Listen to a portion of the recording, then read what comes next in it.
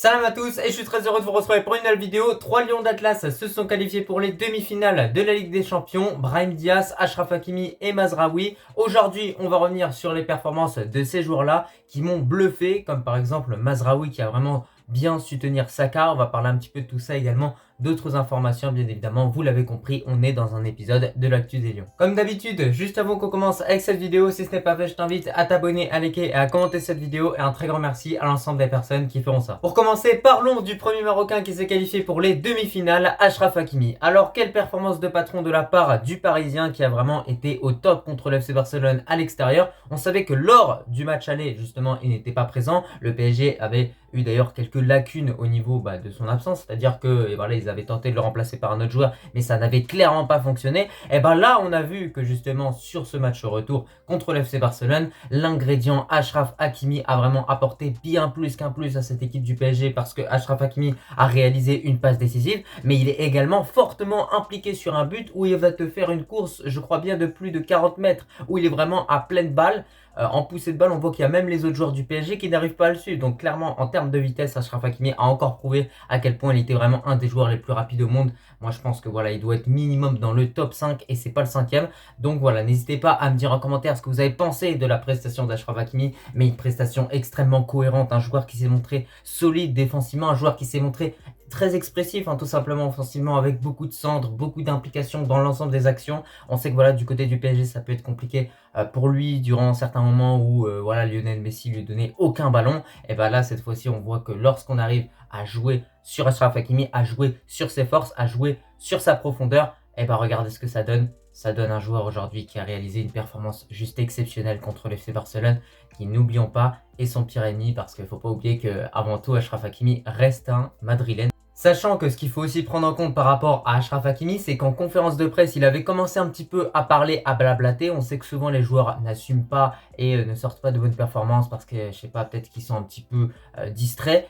Lui, il a parlé durant la conférence de presse et sur le terrain, il a répondu. Ah voilà, il n'y a rien à dire, clairement. Il a parlé en conférence de presse, sur le terrain, il a répondu. Il a tout simplement fait extrêmement mal à cette équipe du FC Barcelone. Et c'est en grande partie grâce à Achraf Hakimi si le PSG s'est qualifié pour les demi-finales de la Ligue des Champions. Après Achraf Hakimi, parlons de notre deuxième latéral, Noussaïr Mazraoui. Alors franchement, il a vraiment été exceptionnel. J'avais l'impression que c'était Cafu qui évoluait tout simplement sur l'aile gauche du Bayern Munich. Le gars s'est pas fait prendre une seule fois par Bukayo Saka. Il s'est pas fait dribbler une seule fois. Et moi, je vous le dis en tant que supporter d'Arsenal, franchement, durant ce match-là, il m'a embêté, Mazraoui. Il m'a vraiment embêté parce que vraiment, il était à cheval sur Saka. Il y a que quelques fois, il perdait des ballons. Mais à part ça, il a vraiment sorti un match juste exceptionnel. Et même moi, je me suis dit, mais c'est incroyable, il en faisait exprès durant la dernière Coupe d'Afrique ou c'est comment? Parce que là, il a joué à gauche, mais il a sorti vraiment un match de classe mondiale. Je vous le dis, un match qui reste dans les annales, un match référence pour lui clairement depuis qu'il est au Bayern Munich. Et je pense que d'ailleurs, voilà, on n'en parle pas tant que ça de son match. On va peut-être parler du match d'un autre Bavarois, mais au final, la réalité, c'est que sur le côté droit, Arsenal possède sa meilleure arme, c'est-à-dire Bukayo Saka. Lui, Mazraoui, ce gars-là, il l'a mis dans sa poche, mais 100 fois. 100 fois, 100 fois, 100 fois. Et pourtant, on sait à quel point Bukayo Saka, c'est un joueur qui possède énormément de vitesse. Techniquement, c'est costaud. C'est un joueur qui arrive à faire des différences comme un rien en première ligue. Il marque tout le temps. Il a rien fait face à Mazraoui. Il a rien fait du tout. Et ce qui me met en colère, c'est que contre l'Afrique du Sud, en revanche, l'ailier droit faisait ce qu'il voulait. Voilà. C'est-à-dire Mazraoui, en fait, dès qu'il va avec le Bayern Munich, l'Ajax, etc., voilà, il se la raconte, il est bon. Mais dès qu'il vient avec nous, il est pourri. Franchement, il faut se le dire honnêtement, les gars. C'est ça que j'ai du mal à comprendre chez certains de nos joueurs. Et le pire par rapport à Mazraoui, c'est qu'il évoluait même pas au poste de défenseur droit où il est censé être meilleur. Là, il était défenseur gauche. Mais le gars, tu vois, il faisait contrôle du gauche, passe du droit. Ensuite, il revenait à gauche pour tout simplement se positionner et centrer. Enfin voilà, il avait vraiment une activité intéressante sur le terrain. Et honnêtement, quand j'ai vu qu'il était titulaire, je me suis dit, bon allez, c'est bénef. Voilà, je sais que parfois Mazraoui n'est pas bon. Mais en tant que gunner, franchement, qu'est-ce qui nous a fait mal? Ah, il nous a fait mal. Défensivement, offensivement, il était au taquet. En tout cas, j'espère vraiment de tout cœur qu'Achraf Hakimi et Mazraoui sortiront également les mêmes performances en équipe nationale durant les prochains mois et durant tout simplement la prochaine Coupe d'Afrique. Parce que là, franchement, s'ils sont tout le temps comme ça à ce niveau, j'ai autant envie de vous dire que le Maroc sera tout simplement imprenable sur le côté. Ça, c'est clair. Voilà, je ne l'ai pas vu se faire prendre une seule fois Mazraoui. Hakimi, c'était également le même cas de figure. Offensivement, ne parlons pas de l'activité de ces joueurs-là qui étaient extrêmement mobiles, qui n'hésitaient pas d'ailleurs à dézonner. On voit qu'Achraf Hakimi, parfois, il est rentré. Mazraoui, c'est pareil, parfois, il est rentré dans le cœur du jeu. Donc voilà, franchement, voilà, j'ai envie de vous dire, alhamdoulilah, on a vraiment une paire de latéraux qui est juste hors pair, hein, clairement, il faut le dire. Bon, voilà pour le petit jeu de mots. Et je pense qu'en Afrique, c'est clairement, on a le meilleur défenseur droit et un des meilleurs défenseurs gauche au monde, ça c'est clair. Pour finir, on a le troisième Marocain qui s'est qualifié pour les demi-finales de cette Ligue des Champions, Brahim Diaz. Alors contrairement à Achraf Hakimi et Mazraoui, lui, il n'était pas titulaire pour ce quart de finale retour face à Manchester City.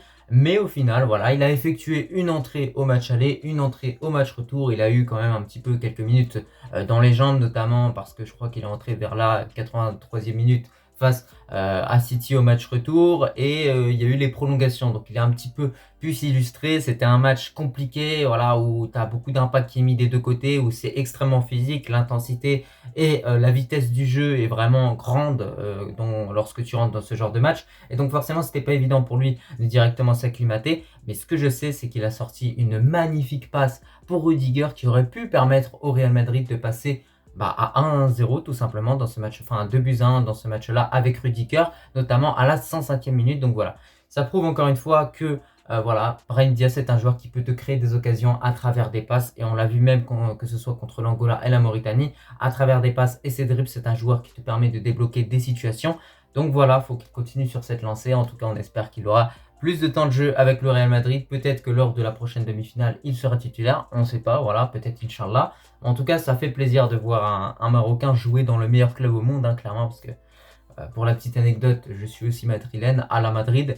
Et donc voilà, ça fait plaisir cette qualification qui s'est jouée jusqu'au tir au but. Je ne crois pas que Brahim Diaz a eu besoin de tirer un penalty. Mais voilà, c'est mérité. Aujourd'hui, j'ai envie de vous dire qu'on a 3 Marocains qui sont demi-finalistes de cette Ligue des Champions, et qu'il y a 99% de chances que ce soit un Marocain qui remporte cette Ligue des Champions, quoi qu'il arrive, parce qu'au final, regardez, l'équipe qui reste à côté, c'est Dortmund. Dortmund, c'est quoi? C'est bon, avec tout le respect que j'ai pour ce club-là, en Bundesliga, il n'y a rien qui va. Il n'y a qu'en Ligue des Champions ça se passe bien, et ils n'ont pas affronté des clubs de fou, genre Atlético, etc. Je sais plus c'était qui avant, je crois PSV. Donc voilà, s'il vous plaît quand même, là ils vont affronter, je crois bien, le PSG, ça va pas être du tout la même chose.